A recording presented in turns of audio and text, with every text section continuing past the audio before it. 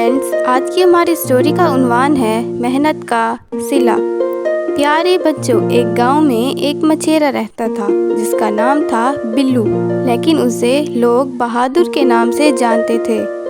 اس کے نام کی خاص وجہ یہ تھی کہ وہ کئی بار موت کے منہ سے بچ کر واپس آیا تھا۔ بلو ایک بہت اچھا اور محنتی آدمی تھا۔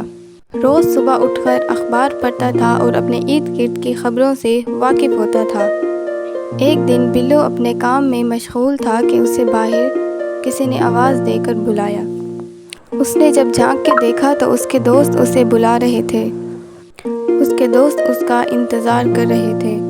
تینوں دوست مچھلیاں پکڑنے کے لیے نکلتے ہیں۔ دریا کے کنارے پہنچنے کے بعد تقریباً 3 گھنٹے کوئی بھی مچھلی ان کے جال میں نہ آئی۔ تینوں دوستوں میں سے کسی ایک نے مشورہ دیا کہ آج ہمیں گھر جانا چاہیے کیونکہ کوئی بھی مچھلی آج شکار پر نہیں آئی۔ اس پر بلو کہتا ہے کہ ہمیں تھوڑی محنت اور کرنی چاہیے۔ یہ کہہ کر بلو مچھلیاں پکڑنے کے لیے چلا گیا اور دیکھتے ہی دیکھتے کچھ ٹائم کے بعد اس نے بہت ساری مچھلیاں پکڑ لیں۔